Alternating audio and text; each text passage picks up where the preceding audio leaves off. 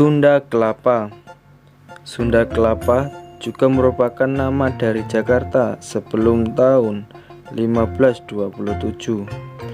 Sunda Kelapa adalah nama sebuah pelabuhan dan tempat sekitarnya di Jakarta. Pelabuhan ini terletak di Kelurahan Penjaringan, Kecamatan Penjaringan, Jakarta Utara. Meskipun sekarang Sunda Kelapa hanyalah nama salah satu pelabuhan di Jakarta, daerah ini sangat penting karena desa di sekitar pelabuhan Sunda Kelapa adalah cikal bakal kota Jakarta yang hari jadinya ditetapkan pada tanggal 22 Juni 1527. Kala itu Kelapa nama aslinya, merupakan pelabuhan kerajaan Sunda, atau yang lebih dikenal saat itu sebagai Kerajaan Pajajaran, yang beribu kota di Pakuan Pajajaran, yang direbut oleh pasukan Demak dan Cirebon. Walaupun hari jadi kota Jakarta baru ditetapkan pada abad ke-16, sejarah Sunda Kelapa sudah dimulai jauh lebih awal, yaitu pada zaman pendahulu Pajajaran, yaitu Kerajaan Tarumanegara. Kerajaan Tarumanegara pernah diserang dan ditaklukkan oleh Kerajaan Sriwijaya dari Sumatera. Pelabuhan Kelapa telah dikenal semenjak abad ke-12 dan kala itu merupakan pelabuhan terpenting Pajajaran. Kemudian pada masa masuknya Islam dan para penjajah Eropa, Kelapa direbut antara kerajaan-kerajaan Nusantara dan Eropa. Akhirnya Belanda berhasil menguasai cukup lama sampai lebih dari 300 tahun. Para penakluk ini mengganti nama pelabuhan Kelapa dan daerah sekitarnya. Namun pada awal tahun 1970-an, nama kuno Kelapa kembali digunakan sebagai nama resmi pelabuhan tua ini dalam bentuk Sunda Kelapa. Menurut penulis Portugis, Kelapa adalah pelabuhan terbesar di Jawa Barat. Pelabuhan ini telah dipakai sejak zaman Tarumanegara dan diperkirakan sudah ada sejak abad ke-5 dan saat itu disebut Sundapura.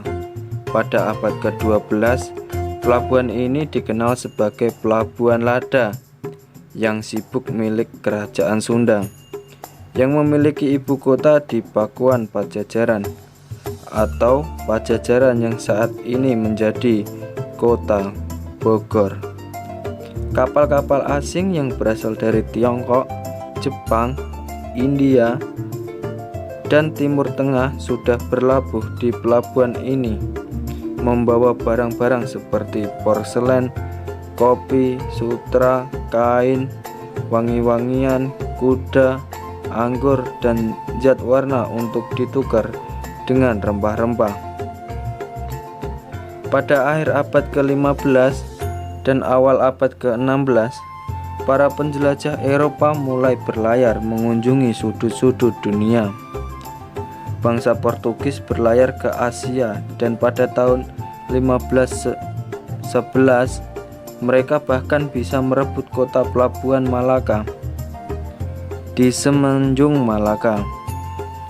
Malaka dijadikan basis untuk penjelajahan lebih lanjut di Asia Tenggara dan Asia Timur.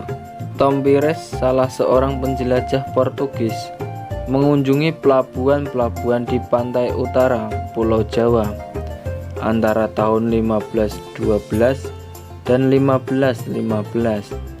Ia menggambarkan bahwa pelabuhan Sunda Kelapa ramai disinggahi pedagang-pedagang dan pelaut dari luar seperti Sumatera, Malaka, Sulawesi Selatan, Jawa, dan Madura. Menurut laporan tersebut, di Sunda Kelapa banyak diperdagangkan lada, beras, asam, hewan, emas, sayur, dan buah-buahan.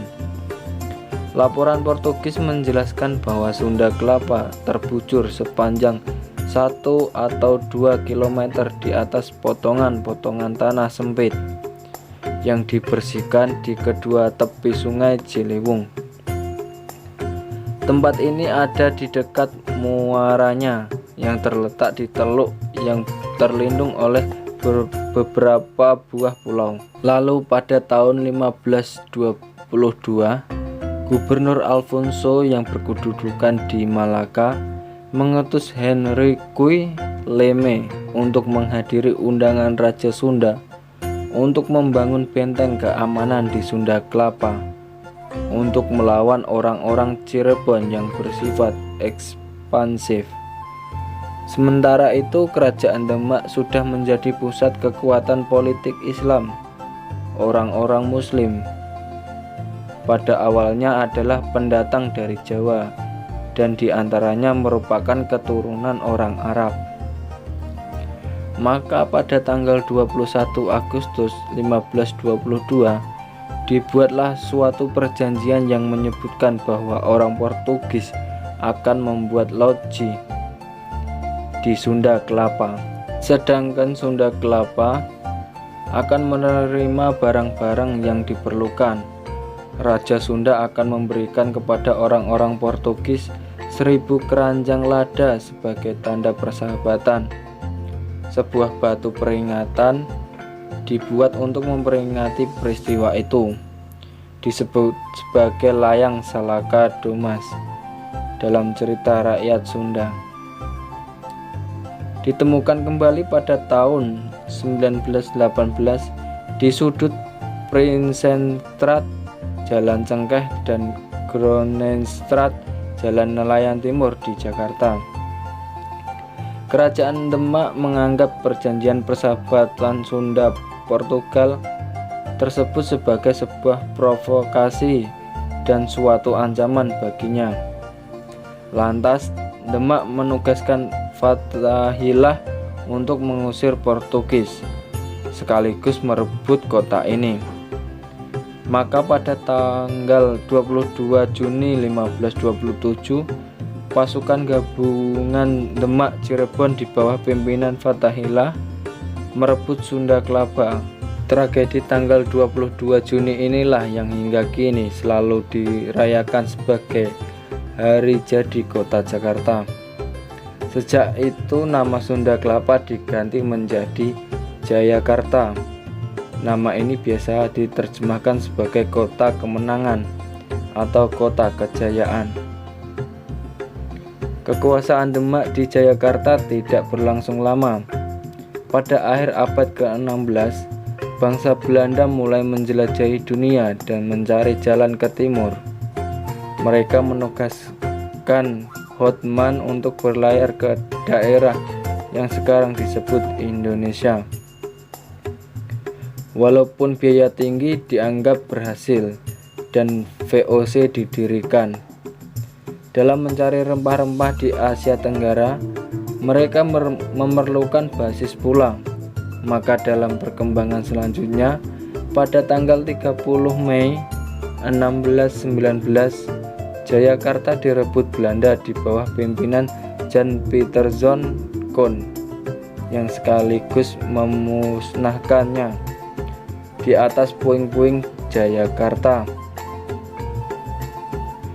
Menamai kota ini Hoorn Baru sesuai kota asalnya Hoorn di Belanda, tetapi akhirnya dipilih nama Batavia.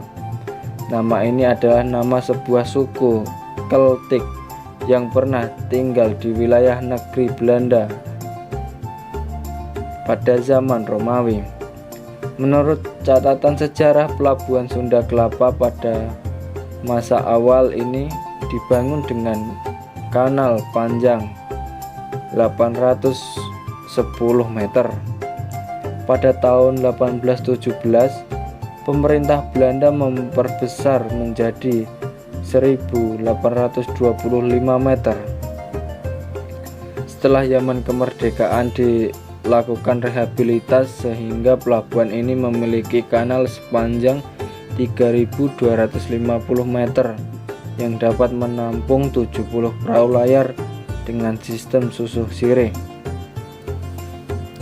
Abad ke-19, sekitar tahun 1859, Sunda Kelapa sudah tidak seramai masa-masa sebelumnya. Akibat pendangkalan, kapal-kapal tidak lagi dapat bersandar di dekat pelabuhan, sehingga barang-barang dari tengah laut harus diangkut dengan perahu-perahu. Kota Batavia saat itu sebenarnya sedang mengalami percepatan dan sentuhan modern. Apalagi sejak dibukanya terusan Suez pada 1869 yang mempersingkat jarak tempuh berkat kemampuan kapal-kapal uap yang lebih laju meningkatkan arus pelayaran antara samudra. Selain itu, Batavia juga bersaing dengan Singapura yang dibangun Raffles sekitar tahun 1819.